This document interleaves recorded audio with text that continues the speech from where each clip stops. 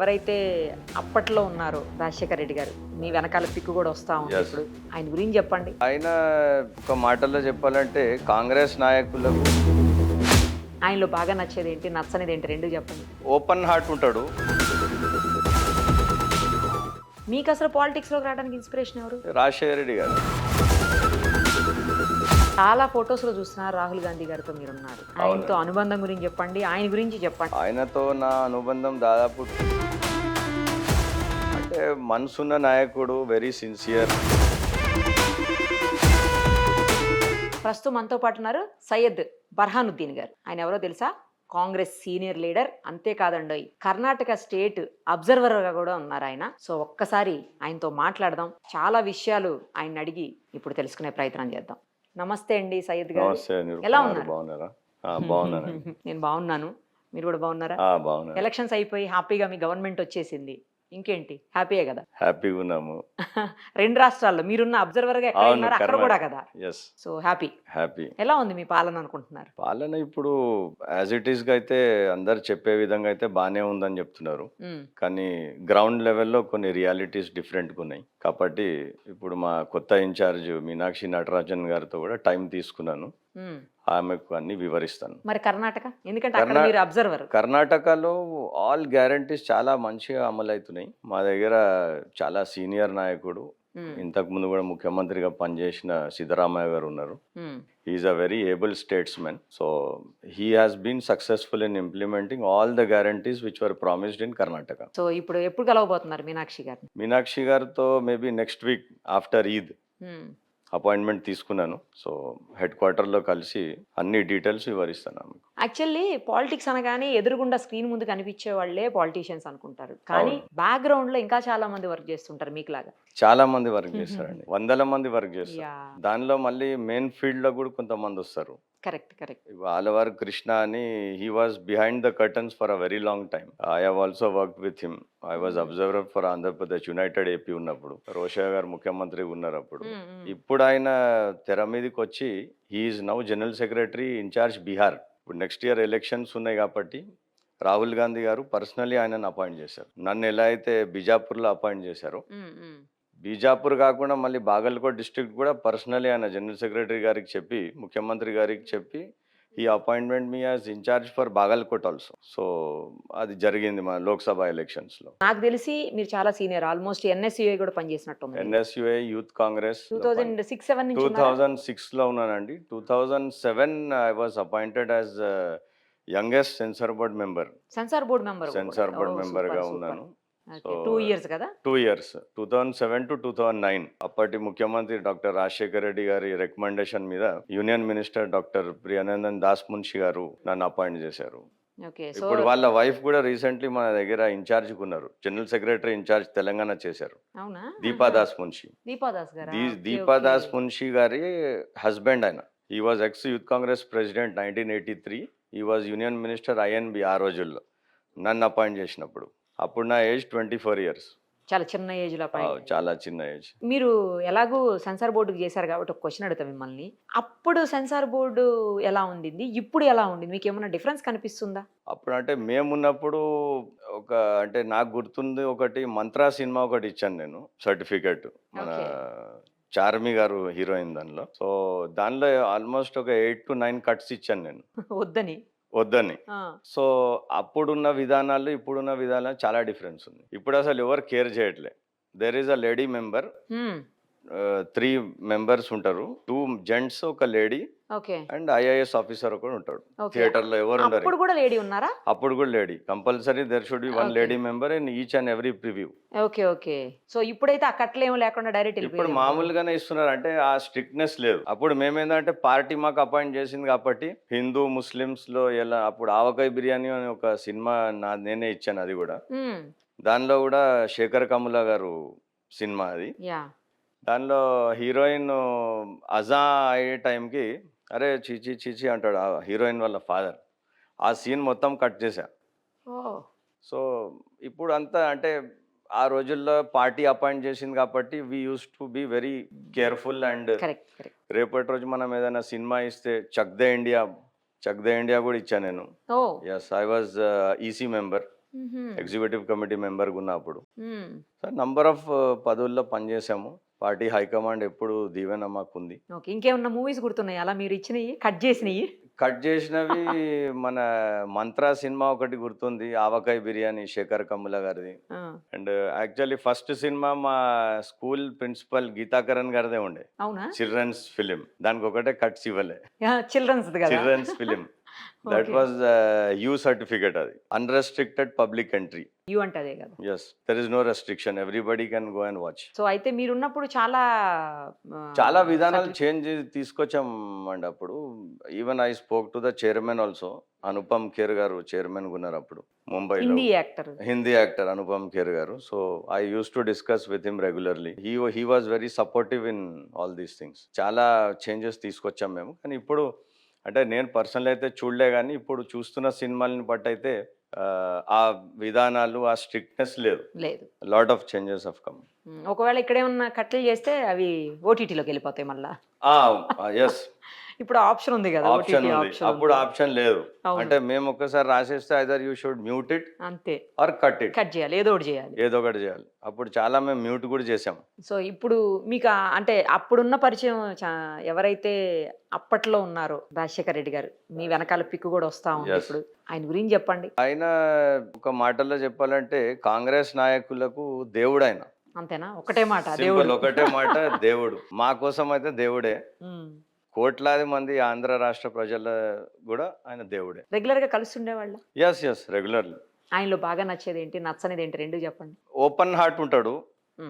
ఏది అనిపిస్తే అది చెప్పేస్తాడు. ఒక పని తీసుకోపోయినాం, సార్ ఇది ఉంది అంటే అయితే అవుతుందని చెప్తాడు. లేకపోతే క్లియర్ గా ఓహో. ఇది చేయలేమమ్మా అంటాడు. But he tries to help each and every person. పార్టీలో చాలా మంది నాయకులు పేర్లు చెప్పలేను, కానీ ఈ రోజు ఎమ్మెల్యేలుగా ఉన్నారు, అప్పుడు ఎమ్మెల్యేలుగా లేరు. వాళ్ళు చిన్న స్థాయి నాయకులు. వాళ్ళందరినీ ఎన్ని కేసులున్నా ఏమున్నా అందరినీ తీసుకుపోయి ఒక స్టేజ్ లో కూర్చోబెట్టిన నాయకుడు ఆయన. ఇప్పుడు అలాంటి నాయకుడు లేడు అసలు. ఫ్యూచర్ లో కూడా వచ్చే ఛాన్సెస్ కూడా లేవు.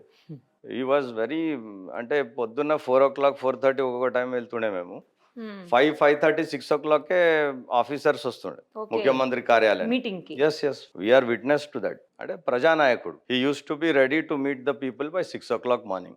His hard work only got Congress into power. Yeah correct. అది అప్పట్లో మేము యూత్ కాంగ్రెస్ లో సార్తో పాటు my first election campaign was in Karwan assembly. Sajjad గారు చనిపోయినారు అప్పటికి. ఎంఐఎం ఎమ్మెల్యే ఉన్నారు. బై ఎలక్షన్ వచ్చింది. దానిలో రాజశేఖర రెడ్డి గారితో జీప్ లో ఉన్నా నేను. ఓ. That was my first public meeting to be attended by doctor YS Rajasekhara Reddy గారు. అప్పటికైనా ముఖ్యమంత్రి కాలేదు, ఓకే. Opposition leader. పిసిసి కూడా ఉన్నారేమో అప్పుడు. పిసిసిగా గుర్తులేదు, కానీ he was okay. Leader of opposition. We went for campaigning in Karwan assembly constituency. మంచి ఎక్స్పీరియన్స్, బాగా గుర్తుంది మీకు. నేను పాదయాత్రలో కూడా సార్తో ఉన్నాను. అవునా? ఎస్, పాదయాత్రలో కూడా ఉన్నాను. And like he was one type of గురువు అనమాట. ఆయన పోవడం వల్ల కూడా చాలా లాసెస్ అనుభవించాము. But he was the person who introduced me to Ahmed Patel గారు. ఎస్, అండ్ అనదర్ లాస్ ఆయన పోవడం, అహ్మద్ పటేల్ గారు. He was very close to me. Number of leaders మా దగ్గర నుంచి చాలా మందిని కల్పించాను నేను ఆ రోజుల్లో. మీకు అసలు పాలిటిక్స్ లోకి రావడానికి ఇన్స్పిరేషన్ ఎవరు? రాజశేఖర రెడ్డి గారు. ఆయనే. ఎస్, చాలా ఫొటోస్ లో చూస్తున్నారు రాహుల్ గాంధీ గారితో మీరు ఉన్నారు. ఆయనతో అనుబంధం గురించి చెప్పండి, ఆయన గురించి చెప్పండి. ఎందుకంటే ఇప్పుడున్న చాలా మంది రాహుల్ గాంధీ గారు అంటే పెద్ద లీడర్ గా పనిచేయరని, ఎప్పటికీ మెర్జ్ అవుతారో తెలియదు, లేకపోతే ఆయన ఒక కంట్రీని నడిపించే అంత సత్తా లేదు అని ఇలా మాట్లాడుతూ ఉంటారు కదా. మీరు దగ్గరగా చూసుంటారు. అవును. ఆయన గురించి చెప్పండి. ఆయనతో నా అనుబంధం దాదాపు 2011 నుంచి ఒక టీం పిక్ చేశారు ఆయన. ఓకే. దానిలో నంబర్ ఆఫ్ పీపుల్, నా పేరు కూడా ఉంది దానిలో. ఆ రోజుల్లో సయ్యద్ అని it came in all newspapers. Archives of ఇండియాలో కూడా మీకు ఆన్లైన్ లో కనిపిస్తుంది. అప్పుడు నన్ను ఈ జగన్మోహన్ రెడ్డి గారు అప్పుడు కొత్త పార్టీ పెట్టారు, వైఎస్ఆర్ కాంగ్రెస్ పార్టీ. సో దాని మీద నాకు స్పెషల్లీ ఆంధ్రప్రదేశ్ గురించి డీటెయిల్స్ తీసుకోవడానికి నాకు అబ్జర్వర్ గా ఇక్కడ అపాయింట్ చేశారు. అప్పుడు రోషా గారు ముఖ్యమంత్రి ఉన్నారు ఇక్కడ. రాజశేఖర రెడ్డి గారు చనిపోయి చాలా గ్యాప్ వచ్చేసింది పొలిటికల్ సిస్టమ్ లో. సో ఆ రోజుల్లో ఆయనతో బాగా క్లోజ్ గా పనిచేయడం జరిగింది. కంటిన్యూ దాని తర్వాత 14 వరకు కూడా పనిచేశాను ఆయనతో పాటు. భారత్ జోడో యాత్రలో కూడా I was awarded the best best certificate కూడా రాహుల్ గాంధీ గారు ఇచ్చారు నాకు. ఓకే. తీసుకురాలేనని కానీ మీ ఫొటోస్లో సర్టిఫికేట్ ఇస్తున్నది కనిపిస్తుంది ఓకే. ఏఐసిసి హెడ్ క్వార్టర్లో.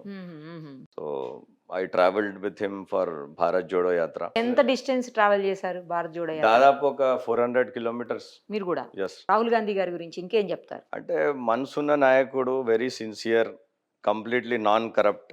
అసలు కరప్షన్ అనేదే ఆయన మైండ్లో రాని సబ్జెక్ట్ అది. Is very sincere, he wants to work for the people. Knowledge కూడా ఏమి లేదు అని మాట్లాడుతుంటారు. లేదు, ఈజ్ వెరీ నాలెడ్జబుల్. అవునా? Yes, he's highly knowledgeable. ఇప్పుడు కొంతమంది మీడియేటర్స్, ఈ కొంతమంది లీడర్స్ పోయి అవి ఇవి చెప్పడం వల్ల థింగ్స్ కొన్ని చేంజ్ అవుతాయి, కానీ కొన్ని రాంగ్ స్టెప్స్ కూడా తీసుకున్నాడు ఆయన. మళ్ళీ ఆయన చేంజ్ చేసుకునే ప్లాన్లో కూడా ఉన్నాడు. ఓకే. అంటే he wants to learn every day. అంటే నాకే మొత్తం తెలుసు, నేనే ఫైనల్ డెసిషన్ అని అనుకోడు ఎప్పుడు. మనలాంటి వాళ్ళు పోయి ఏదని చెప్పినా రాసుకుంటాడు. ఓ. Yes, definitely. మామూలు ఎమ్మెల్యే ఎవరైనా పోయి చెప్పినా రాసుకుంటాడు. అన్ని నోట్ చేసుకొని ఆ తర్వాత దాని మీద ఎలా మళ్ళీ రిప్లై ఎలా చేయాలనేది, మళ్ళీ దాని సొల్యూషన్ ఎలా అనేది ప్లాన్ చేస్తాడు ఆయన. It may take some time, but he's a good thinker, he's a good listener. He wants to listen to people. But మీరు తెలియంది ఏముంది, ఇంకా రాజకీయాల్లో కొంతమంది అక్కడి వరకు వెళ్ళనియరు. అక్కడి వరకు వెళ్ళిన వాళ్ళ మీద ఈర్ష్య మళ్ళీ చాలా మంది ఉంటారు. ఇంకా మనం పేర్లు చెప్పలేం, కానీ అరే డైరెక్ట్ యాక్సెస్ ఉంది, ఎలా అయినా వీడిని రెప్యుటేషన్ పాడేయాలనే ఒక ఫీలింగ్తో కట్ చేసే ప్రయత్నం చేస్తారు.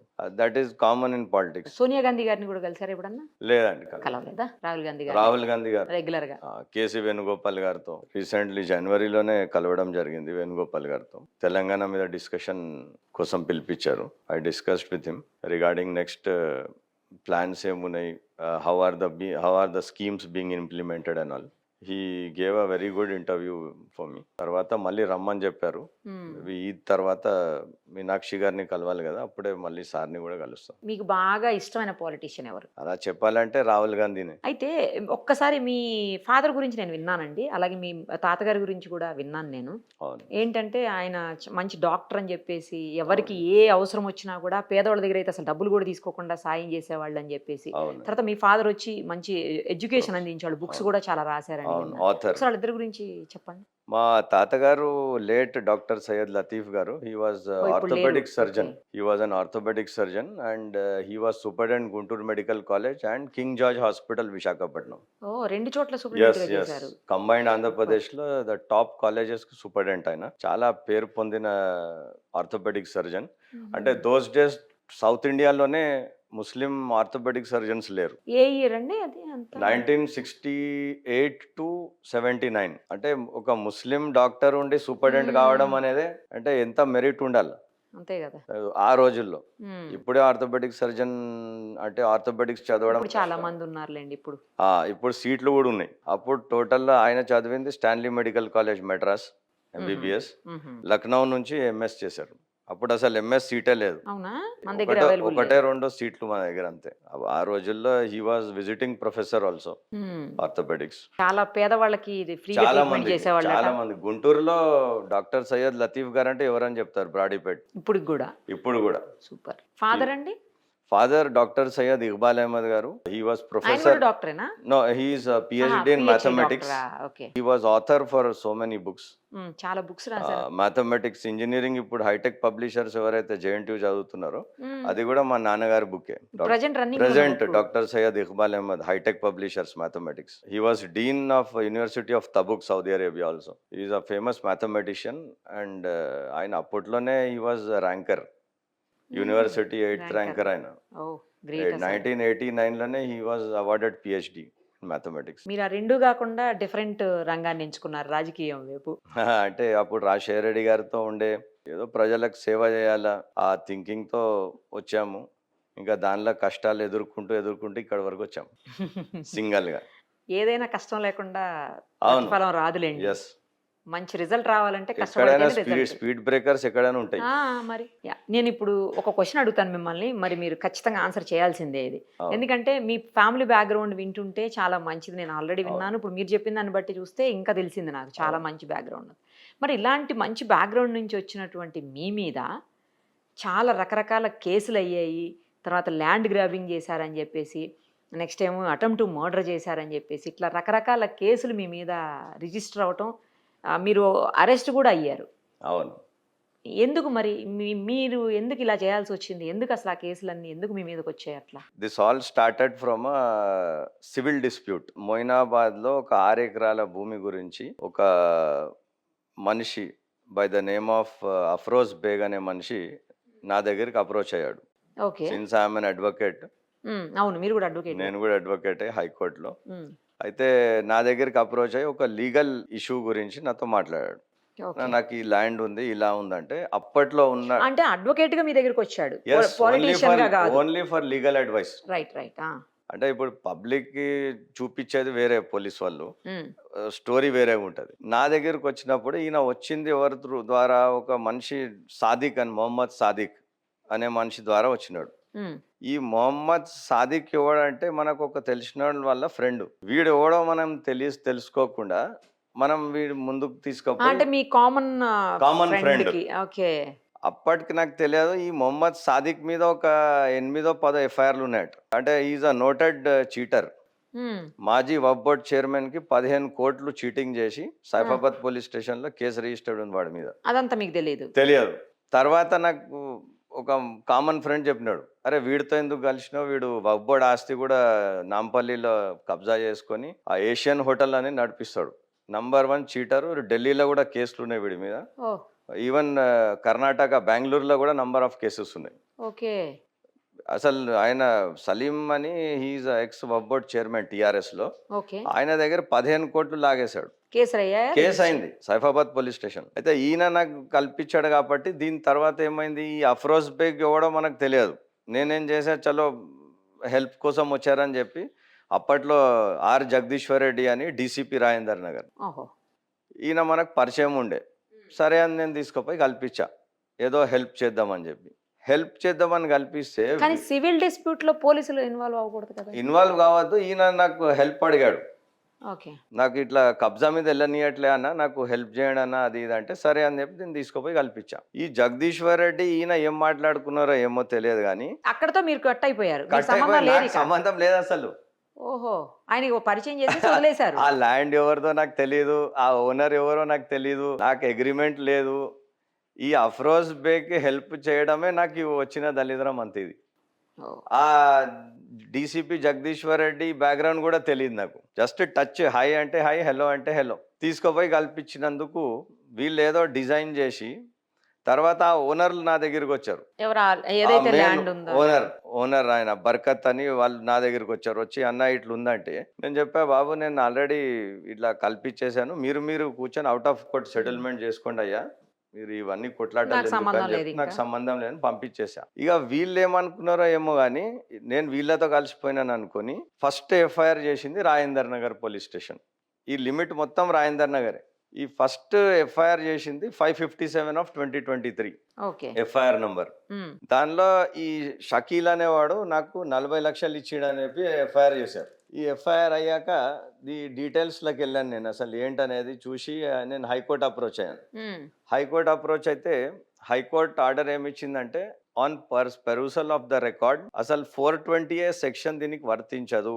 420 is not attracted to the allegations. ఎందుకంటే అది మీది కాదు కదా ప్రాపర్టీ, మీరు ఎలా డబ్బులు తీసుకుంటారు? అసలు మామూలుగా హైకోర్టుకి వెళ్ళినప్పుడు, ఆశ్రయించినప్పుడు మనము హైకోర్టు మెరిట్స్ లోకి వెళ్ళదు. నేను యాంటిసిపేటరీ బెయిల్ అప్లై చేస్తే అసలు ఆ సెక్షన్ క్వాష్ చేసింది హైకోర్టు. 420 506 పెట్టారు నా మీద, 420 506 కూడా పెట్టారు, 420 క్వాష్ చేసింది. అంటే యాంటిసిపేటరీ బెయిల్ టైంలోనే 420 క్వాష్ చేయడం అనేది it was a slab on the face of the police. ఇది అవ్వగానే నేను అజ్మీర్లో ఉన్నప్పుడు attempt to murder case book చేశారు. నేను లేను అసలు ఇక్కడ, నేను అజ్మీర్ దర్గాలో ఉన్నా. దానిలో 2 కేసులు అయినాయి, 51 ఎఫ్ఐఆర్ ఒకటి, 156 ఒకటి. నా రిమాండ్ రిపోర్ట్ లో కూడా ఈ పోలీసు వాళ్ళు రాశారు. 51 ఎఫ్ఐఆర్ లో 8 మంది పేర్లు ఉన్నాయి, నా పేరు లేదు. 156 ఎఫ్ఐఆర్ లో మాత్రం నాది A5గా యాడ్ చేశారు. అంటే illegally, it is a fake case very clearly. High court accept చేసింది. హైకోర్టులో నేను ఇమీడియట్ యాంటిసిపేటరీ బెయిల్ అప్లై చేస్తే స్టేషన్ బెయిల్ ఇచ్చింది హైకోర్టు. హైకోర్టు క్లియర్ మెన్షన్ చేసింది, ఈయన ఇక్కడ లేడు, A5 is not present here at the time of alleged offence, he is in Ajmer. ఈ టికెట్స్, ఈ బోర్డింగ్ పాసు, ఇది హోటల్ బుకింగ్, ఒకవేళ ఇవి తప్పు ఉంటే police can come again to the high court and cancel the bail. 2023లో ఇచ్చిన బెయిల్కి వీళ్ళు ఇప్పుడు వరకు క్యాన్సిల్ చేయపిల్లే. అంటే దాని మీనింగ్ ఏంటి? Everything is correct. నా టికెట్లు, నా హోటల్ బుకింగ్ తప్పయి ఉంటే ఆహా! These people would have approached the honourable high court and cancelled my bail. నేను బెయిల్ మీద ఉన్నప్పుడు అన్‌వారంటెడ్ అరెస్ట్ చేసి మళ్ళీ 10వ రోజు బెయిల్ ఇచ్చింది కోర్ట్. 10థ్ డేనే బెయిల్ ఇచ్చింది. అది కూడా ప్రాసెస్ టైం పట్టింది అంతే. సెషన్స్ కోర్ట్ బెయిల్ ఇస్తూ దానిలో క్లియర్‌గా సెషన్స్ జడ్జి గారు చాలా మంచి ఆర్డర్ ఇచ్చారు. In the said circumstances the petitioner can be granted relief of anticipatory bail since he was not there at the time of alleged offence and he was far away in Rajasthan. Hence the court is giving time to surrender at Moinabad police station అని ఇచ్చింది. హుహు. మే 2023లో ఇచ్చింది. తర్వాత 2 years తర్వాత వీళ్ళు unwarranted arrest చేసి మళ్ళీ కస్టడీకి వేశారు ఒక పిటిషన్. కస్టడీ కావాలంట 2 ఇయర్స్ తర్వాత వీళ్ళకు. అయితే అదే సేమ్ జడ్జ్ కేసులోనా? Same case. ఓహ్! జడ్జి గారు వెరీ క్లియర్లీ దాని తర్వాత ఏం రాశారంటే the order of honourable high court which is filed by counsel for accused shows that honourable high court had granted anticipatory bail to the accused on the submission that at the time of offense the accused was not present in Hyderabad. Expiry తర్వాత there has been no submission on this regard by the prosecution అని dismiss చేసింది. Police వాళ్ళ పిటిషన్ని court dismiss చేసింది. హ్మ్. So ఇవన్నీ ఏంటంటే కాన్కాక్టెడ్ stories. ఇది కాకుండా ఒక మూడో కేసు మీకు చెప్తాను. అనిల్ తివారీ అనే ఒక దొంగ, వీడి క్రిమినల్ హిస్టరీ ఇది. వీడితో ఒక మైలార్దేపల్లి పోలీస్ స్టేషన్లో ఒక కేసు బుక్ చేశారు. ఇన్ని కేసుల్లో ఉన్నాడు. ఇది criminal profile. This fellow is a thief. This fellow is one of the complainant ఈ కేసులో. హ్మ్. అంటే మీరు అదేం కేసు మళ్ళా? ఇది ఏదో 20 లక్షలు మనకి ఇచ్చినట్టు ఏదో ల్యాండ్ గురించి. ఓహో! సేమ్ ల్యాండ్‌కా? వేరే ల్యాండ్. ఓహ్! ఆ ల్యాండ్ ఏదో నాకు తెలియదు అసలు. ఫస్ట్ టైం ఆ ల్యాండ్ గురించి చూశాను. ఈ అనిల్ తివారీ గారి మీద ఆల్రెడీ కేసులు ఉన్నాయి. నంబర్ ఆఫ్ కేసెస్ ఉన్నాయి అనిల్ తివారీ మీద. వీడు నాకు 20 లక్షలు ఇచ్చినట్టు రాస్తున్నాడు. ఆ ఎఫ్ఐఆర్ చూస్తే అసలు జడ్జి గారు ఇప్పటి వరకు ఛార్జ్ షీట్ యాక్సెప్ట్ చేయలే.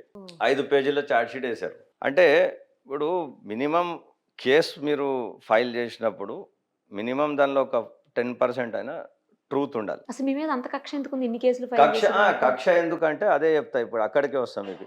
ఈ జగదీశ్వర్ రెడ్డి అప్పుడు ఏదైతే డీసీపీ ఉన్నాడో ఆయన మీద నేను లోకాయుక్తలో ఎఫ్ఐఆర్ చేశా. ఎందుకు? ఇదే నా మీద ఎఫ్ఐఆర్ చేశాడని నేను ఆయన మీద ఎఫ్ఐఆర్ చేశా.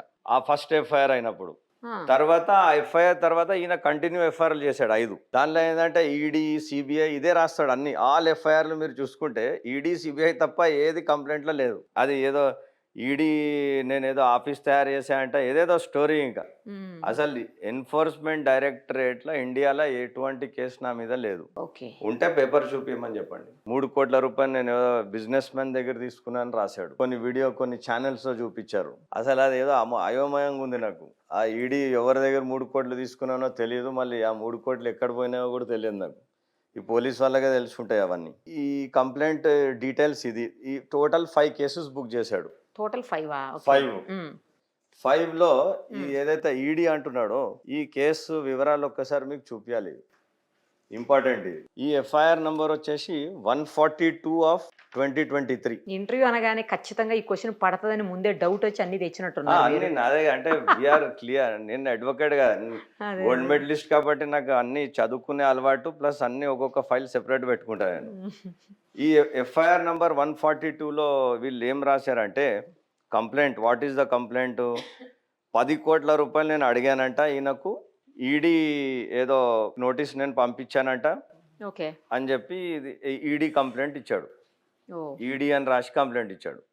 తర్వాత ఇదే కంప్లైంటెంట్ మళ్ళీ హ్మ్. నా దగ్గరికి వచ్చి సయ్యద్ భాయ్ నాకు తప్పు అయిపోయింది.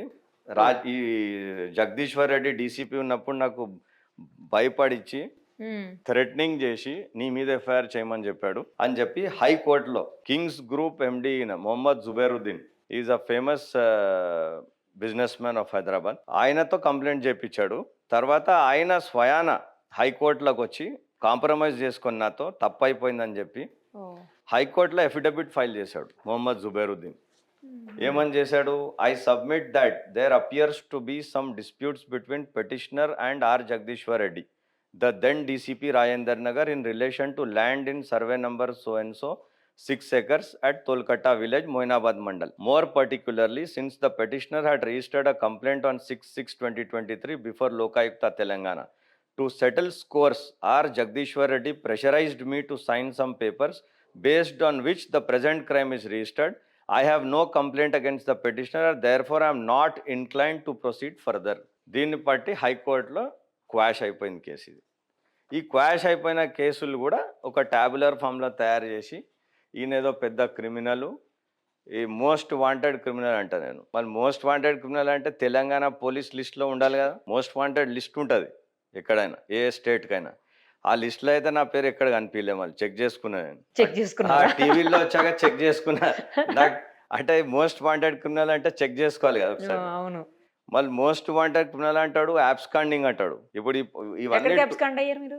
ఎక్కడ లేదు, ఇంటి దగ్గర ఉన్నా నేను జూబ్లీహిల్స్లోనే. వాళ్ళు ఫిలింనగర్ పోలీస్ స్టేషన్లో కూడా చెక్ చేసుకోవచ్చు పాపం వాళ్ళు. యాబ్స్కాండింగ్ అంటే చలో వీళ్ళు చెప్తున్నది కరెక్ట్ అనుకున్నా, 2 years పాత కేసు యాబ్స్కాండింగ్ అని చెప్తున్నావు నువ్వు. మళ్ళీ నువ్వు ఇప్పుడు ఉన్న డీసీపీ కూడా ఎప్పుడు వచ్చాడు, జనవరిలో ఛార్జ్ తీసుకున్నాడు 2024. మళ్ళీ 1 year 1 year అయింది.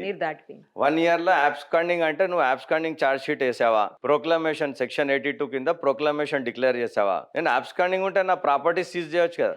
అంటే what work did the police do since 1.5 years if I'm absconding? ఒక యాబ్స్కాండింగ్ ఉన్న మోస్ట్ వాంటెడ్ క్రిమినల్కి All India Congress Committee Karnataka state అబ్జర్వర్గా పంపించింది. ముఖ్యమంత్రి గారితో 6 సభల్లో పనిచేశాను, డిప్యూటీ సీఎం గారితో, అక్కడ ఉన్న 8 మంది మంత్రులతో పనిచేసి మళ్ళీ సిఆర్పిఎఫ్ నాకు పర్మిషన్ ఇచ్చింది రాహుల్ గాంధీ గారిని హెలికాప్టర్ దగ్గర రిసీవ్ చేసుకోవడానికి. Otherwise how can you enter? Highly protective కదా ఆయన. రాహుల్ గాంధీ గారు is leader of opposition with highest security. అసలు ఆయన స్టేజ్ మీద కూర్చోడానికి వీల్లేదు. కర్ణాటక లాంటి స్టేట్ చీఫ్ మినిస్టర్ పక్కన కూర్చోడానికి కూడా మీకు మినిమం ప్రోటోకాల్ అర్హతలు ఉండాలా? ఇప్పుడు వీళ్ళు ఏంటంటే ఏదో రాంగ్ ఒక ఫేక్ ప్రెస్ మీట్ ఇచ్చేసి రాజేందర్ నగర్ పోలీస్ నుంచి అది వేరే ఛానల్స్లో, అంటే దాని మీద నేను లీగలీ వెళ్తున్నాను. So I don't want to discuss those things in the interview. వాళ్ళందరికీ ఇంటర్మీడియరీస్ అండ్ ఆల్ ఛానల్స్ ఎవరైతే వితౌట్ ఎవిడెన్స్ ఈ డీసీపీ రాజేందర్ నగర్ చేసిన ప్రెస్ మీట్ వేశారో. పాతదా అండి అది? లేదు, ఇప్పుడు ఉన్న డీసీపీ ఈ 2 years పాత కేసుకి ఈయన అరెస్ట్ చూపించాడు. Okay okay. Unwarranted, already high court ఆర్డర్లు ఉన్నా, బట్ 2 years పాత కేసులో fresh press meet. Most wanted అంటే ఇంకా ఈ వీళ్ళు పెట్టిన ఈ 5 కేసులు తప్ప ఈ ఏ కేసు లేదు నా మీద. హైదరాబాద్ సిటీలో లేదు, తెలంగాణలో లేదు, ఢిల్లీలో లేదు, ఎక్కడ లేదు. మళ్ళీ ఇదేదో కొత్తగా సృష్టించి చెప్తున్నారు. దాన్ని already I have countered in the honourable high court. Summons will be sent to all media channels who ever have aid the fake press meet and intermediaries కూడా. గూగుల్ మెటాని కూడా మేము పార్టీ చేసాం దాన్ని. That is going on. Maybe after Eid they'll get notices. That is a legal struggle. అది ఇంకా అదేలేండి, లీగల్గానే వెళ్ళాలి ఇంకా. ఎందుకంటే రీసెంట్లీ విజయసాయి రెడ్డి గారి కేసులో కూడా legally high court issued summons and high court issued orders to stop the defamatory and reputation పాడు చేసే కాంటెంట్ మొత్తం ఆపమని చెప్పి హైకోర్టు ఆర్డర్ ఇచ్చింది. అదే సేమ్ వేలో వెళ్తున్నా నేను కూడా. సుబ్రహ్మణ్యం స్వామి కేసు కూడా అదే ఉంది కదా. మీరు అంటే ఫ్రీడమ్ ఆఫ్ స్పీచ్ అని చెప్పి మీరు రెప్యుటేషన్ పాడు చేయలేరు ఎవరిది. So you have to see if you have evidence you put. అది ఇప్పుడు వాళ్ళు ఈ కేసుల గురించి ఇదే మీకు చెప్పేది. 142 FIR గురించి మీకు చెప్పినాను. ఎందుకంటే ఇది కూడా one part of the cases వీళ్ళు పెట్టింది. అది కూడా క్వాష్డ్ బై హైకోర్ట్. ఆ క్వాష్ అయిన నంబర్ కూడా వీళ్ళు నా రిమాండ్ రిపోర్ట్లో రాసి కోర్టుని కూడా తప్పుదావ పట్టిస్తున్నారు. జనరల్లీ క్వాష్ అయిపోయిన కేసు ఎప్పుడు దీనిలో రాదు, మెన్షన్ చేయరు. ఇది కూడా క్వాష్ అయిపోయిన కేసే. ఇది ఏదో లిస్ట్ తయారు చేశారు అంతా క్వాష్ అయిపోయిన కేసులన్నీ. నా దగ్గర అన్ని ఆల్ కేసెస్ సంబంధించిన క్వాష్ ఆర్డర్స్ ఉన్నాయి. సరేలేండి, మొత్తానికి చాలా పెద్ద ఎక్స్ప్లెనేషన్ ఇచ్చేసారు. నేను ఒక క్వశ్చన్ అడిగితే రైట్. ఇప్పుడు వాట్ నెక్స్ట్, ఏం చేయబోతున్నారు? ఇప్పుడు వరకు మీరు బ్యాక్గ్రౌండ్లో ఇందాక అనుకున్నాము, చాలామంది పాలిటీషియన్స్ స్క్రీన్ మీద ముందు కనిపించినా మొఖాలు ముందుకు వచ్చినా చాలామంది రాకుండా వెనకాల నుంచి వర్క్ చేస్తారని చెప్పి. సో అలా పనిచేశారు ఇప్పటి వరకు మీరు. నెక్స్ట్ ఏంటి, వాట్ నెక్స్ట్, ఏం చేయబోతున్నారు? ఏమన్నా డైరెక్ట్ పాలిటిక్స్లోకి వచ్చే ఆప్షన్ ఏమన్నా ఉందా, లేకపోతే అలాంటి అవకాశాలు ఏమీ లేవా? ఇలాగే వర్క్ చేస్తారా? ఇప్పుడు కొత్త ఓవరాల్ ఒకటి ఉంది పార్టీలో. మేబీ ఈ సంవత్సరంలో కొత్త సెక్రటరీస్ని నియమిస్తారు. అదే దాని గురించే ఇంకా ట్రై చేసుకోవాలి పోయి. నేను అనేది అది కాదు, డైరెక్ట్ ఎలక్షన్స్లోకి. డైరెక్ట్ ఎలక్షన్స్ ఈసారి వద్దామనే థింకింగ్ అయితే ఉంది. జూబ్లీ హిల్స్ నుంచి కాంటెస్ట్ చేయాలని లాస్ట్ టైం కూడా నేను కాంటెస్ట్ చేద్దాం అనుకుంటే మా సీనియర్లు చాలా మంది ఢిల్లీలో ఓకే. మొహమ్మద్ అజరుద్దీన్ గారు కాంటెస్ట్ యాహ్! యాహ్! చేస్తున్నారు. యాహ్! ఆ! మళ్ళీ మనము కాంపిటీషన్ కావద్దంటే నేను ఆయన గురించి కూడా నేను campaign for Mohammed Azharuddin also. అవునా? అప్పుడు ఇన్ఛార్జ్ కూడా మా ఫ్రెండే ఇక్బాల్ భాయ్ అని ఫ్రమ్ మహారాష్ట్ర. ఆయన ఎలక్షన్ ఇన్ఛార్జ్గా ఉండే ఇక్కడ. Jubilee Hills. Yes, okay. Is one. అంటే ఒక్కొక్క కాన్స్టిట్యున్సీకి ఒక్కొక్క అబ్జర్వర్‌ని ఏస్తారా? అంటే లేకపోతే స్టేట్ మొత్తానికి ఎమ్మెల్యే ఏస్తారా? కాన్స్టిట్యున్సీకి సెపరేట్ ఉంటారు. హ్మ్. స్టేట్ అబ్జర్వర్స్ సెపరేట్ ఉంటారు. సెపరేట్ ఉంటారు. పార్లమెంట్ అబ్జర్వర్స్ సెపరేట్ ఉంటారు. ఓహ్! It depends. ఒక్కొక్కసారి స్టేట్ అబ్జర్వర్ని కూడా ఇప్పుడు నాకు ఎలా అయితే రాహుల్ గాంధీ గారు పర్సనలీ నువ్వు వెళ్ళి బాగల్కోట్ డిస్ట్రిక్ట్ హ్మ్. చూసుకోమన్నారు, హ్మ్. అలా ఛాన్సెస్ ఉన్నాయి. అలా కూడా ఇట్ చేస్తారు. Is not defined. ఓహో! పర్టిక్యులర్ ఇప్పుడు ఇలా అని ఏదైనా ఏమి ఉండదు. ప్రాబ్లం కర్ణాటకలో ఏదైనా ప్రాబ్లం ఆ! ఉంది, ఇమీడియట్లీ మనకు ఫోన్ రావచ్చు. You go and meet the honourable deputy CM, honourable chief minister, anything can happen. There is no defined thing in this. Okay. అంటే ఓకే. పాత వాళ్ళు ఈ అదేలెండి, కొత్తగా అర్థమైంది. వచ్చిన వాళ్ళు ఈ 18, 19లో కొంతమంది వచ్చారు. మా దానిలో కూడా కొంతమంది రియల్ ఎస్టేట్ చేసుకునే వాళ్ళు 18, 19లో మా పార్టీలోకి వచ్చారు. హ్మ్. ఇక వాళ్ళే చలామణి అవుతున్నారు. ఇప్పుడు ఆ పేర్లు చెప్పదలుచుకోలే నేను. అందరికి తెలిసి ఇంకా అది చూసిన వాళ్ళు అందరికి తెలుసు ఎవరో వాళ్ళు. సో వాళ్ళు కూడా ఇప్పుడు వాళ్ళకి పోస్ట్ లేకుండా గన్మెన్లు తీసుకొని తిరుగుతున్నారు. ఓహ్! మీకు కూడా గన్‌మెన్‌లు ఉండాలనుకున్నారా? నాకు కూడా గన్మెన్లు 2010లోనే రోషా గారు ఇచ్చారు. 2010, 11, 12, 13 11, 12, 13. 13 వరకు నాకు గన్మెన్లు ఉండే. తర్వాత ఎలక్షన్లో బిజీ అయిపోయాము. 14లో పార్టీ ఓడిపోయింది కాబట్టి ఇంకా తర్వాత మేము కూడా హైదరాబాద్లోనే కంటిన్యూ అయిపోయాము. అంటే గన్‌మెన్‌లు ఎందుకు తీసుకున్నారు మీరు? మీకేం అంటే అవసరం? నేను తీసుకోలే, ముఖ్యమంత్రి గారు ఇచ్చారు. ఆహా! అప్పుడు నేను అబ్జర్వర్గా ఉన్నాను. ఆహా! ఓకే. ఫైన్. సో అప్పుడు ముఖ్యమంత్రి గారు ఇచ్చారు. అక్కడ ఇక్కడున్నారా? ఈ మన స్టేట్‌కి ఉన్నారా? స్టేట్ మొత్తం స్టేట్లో ఉండే నాకు. Given by Guntur SP Guntur. Combined state ఏమో. Combined state. అప్పుడు గన్ లైసెన్స్ కూడా నాకు గుంటూరు నుంచే ఉంది. ఓహ్! గన్ లైసెన్స్ కూడా గన్ ఉందా మీకు? లైసెన్స్ 11 నుంచి ఉంది. 2011 నుంచి. గన్ లైసెన్స్ తీసుకోవాలంటే ఏమన్నా పర్టిక్యులర్‌గా కొన్ని ఆహ్, అంటే క్రైటీరియా జనరల్లీ ఏమన్నా ఉంటదా? క్రైటీరియా? సెక్యూరిటీ థ్రెట్ ఉంటే జనరల్లీ తీసుకుంటారు gun licence. Security threat, politicians, business men వాళ్ళ సెక్యూరిటీ గురించి తీసుకుంటారు. తీసుకుంటారు. దానికేం క్రైటీరియా అవసరం లేదు. క్రైటీరియా ఏమి ఉండదు. బిజినెస్ మెన్ తీసుకోవచ్చు. మీడియా వాళ్ళు కూడా చాలా మంది తీసుకున్నారు. ఉన్నారు. కొంతమంది ఉన్నారు. Self protection. అంటే ఏదైనా ప్రూవ్ చేయాలా? ఇట్లా అయింది, అట్లా అవసరం అయిందని లేదు. ఏదైనా? అంటే ఎస్పీ గారు అంటే ద ఇంటెలిజెన్స్ డిపార్ట్మెంట్ రిపోర్ట్ ఇస్తది. ఎస్పీ గారు రిపోర్ట్ ఇస్తారు. ఆ రిపోర్ట్ బేస్ చేసుకొని కలెక్టర్ గారు ఇష్యూ చేస్తారు. ఎప్పుడైనా యూజ్ చేసారా గన్ ఇప్పటివరకు? లేదు, ఎప్పుడు యూజ్ చేయలేదు. అంత అవసరం రాలేదా? తీసుకున్నప్పటి నుంచి ఇక్కడే రాయల్ ఆర్మరీలో కొన్నాను లకడీ కప్పుల్లో. ఇప్పుడు అలానే పెట్టుంది గన్ అది. అంతే. అది ఎప్పుడు దాన్ని క్లీన్ చేసుకోవడము, సర్వీస్ చేసుకోవడమే అంతే. అంతే. సో ఈసారి అయితే ఇప్పుడు డైరెక్ట్ పాలిటిక్స్‌లోకి వచ్చే అవకాశాలున్నాయి. ఎస్, సయ్యద్ మోస్ట్ గారు. ప్రాబబ్లీ ఈసారి జూబ్లీ హిల్స్ నుంచి కాంటెస్ట్ చేసే ఆలోచన అయితే ఉంది. ఇప్పుడు ఎలా చేయాలి, ఎక్కడి నుంచి చేయాలి అనేది అది నెక్స్ట్ స్టెప్. ఇంకా ఒకవేళ పార్టీ వేరే ప్లేస్ నుంచి డిసైడ్ చేస్తే? పార్టీ హైకమాండ్ ఎక్కడ డిసైడ్ చేస్తే అక్కడ. ఇప్పుడు వరకు ఆలోచన లేకుండే, ఇవన్నీ కొత్త అలిగేషన్స్ వచ్చాక ఇప్పుడు కంపల్సరీ వెళ్ళాలనే ఫీలింగ్ ఉంది. ఎందుకు? దానివల్ల ఏంటి యూజ్? అంటే మనం ఎప్పుడు మనకు ప్రొజెక్ట్ చేసుకోలే మనల్ని. వి నెవర్ ఇన్నేళ్ల నుంచి ప్రొజెక్టెడ్. ఉన్నా కూడా పార్టీలో. ఇప్పుడు రీసెంట్లీ చూస్తున్నారని 18, 19లో వచ్చిన ఈ ఎవరైతే రియల్ ఎస్టేట్ మీడియేటర్స్ పార్టీలోకి వచ్చారో వీళ్ళు ఎక్కడ పడితే అక్కడ ఫోటోలు పెట్టుకుంటున్నారు. ఈ మన ఫ్లెక్సీలు. 2006 నుంచి మరి మీరు పెట్టుకోవచ్చుగా? నేను పెట్టుకోలే, నాకు అలవాట్లేదు అసలు. నేను ఎప్పుడు ఈ మీడియాలోకి రాలే. I never entertain that plexus system. నేను ఇప్పుడు కూడా 2, 3 సార్లు అడిగాను మిమ్మల్ని ఇంటర్వ్యూ కోసం. మెయిన్ మీ మీదున్న అలిగేషన్స్ కోసం అవును. అంటే బట్ మీరు నో అన్నారు కదా. నిరుపమ గారు, ఒకటే నేను సింపుల్ చెప్పేది, all these allegations were pre planned. Elections లో డైరెక్ట్ పాలిటిక్స్ లోకి వచ్చేసి డైరెక్ట్ ఎలక్షన్స్ లో పార్టిసిపేట్ చేద్దాం అనుకుంటున్నారు. మరి ఇప్పుడు ఇవన్నీ మీకు ఏమన్నా ఇబ్బంది కలిగించే అవకాశాలు ఉంటాయేమో ఒకసారి ఆలోచించవలసింది. మామూలుగా పొలిటీషియన్స్ మీద 70-60 కేసులు ఉంటాయి. అమ్మో! అంటే అన్ని కేసులు ఉంటాయి కానీ పాలిటిషియన్ అవరా ఏంటి? అంటే జనరల్లీ అంటే ఈ ఫాయిస్టెడ్ కేసెస్ ఉంటాయి మేడం. ఇవి these are all false cases. అసలు ఒక్క కేసులో కూడా మీకు ప్రూఫ్ ఏమి ఉండదు, ఎవిడెన్స్ ఏమి ఉండదు. ఇవన్నీ హైకోర్టులో కొట్టేసే కేసులు ఇవి. దీని గురించి పెద్ద ఆలోచించే అవసరం లేదు. అంటే 2 years నుంచి ఛార్జ్ షీట్ వేయలే అంటే మీరు అర్థం చేసుకోవాలి. మామూలుగా 90 days టైం ఉంటుంది ఛార్జ్ షీట్కి. ఒకవేళ వీళ్ళు చెప్తున్నట్టు ఎవరైనా ఆబ్స్కాండింగ్ ఉన్నా సుప్రీంకోర్టు ఆర్డర్స్ ఉన్నాయి, సుప్రీంకోర్టు జడ్జ్మెంట్స్ ఉన్నాయి. You can file charge sheet if some absconding person has clear involvement in the crime. అది కూడా చేయవచ్చు. ఓకే. కాబట్టి ఇవన్నీ ఫేక్ కేసెస్. ఇవి ఇలాంటి ఇంకో 10 కేసులు పెట్టుకున్నా మనకేం పెద్ద ప్రాబ్లం ఏం లేదు.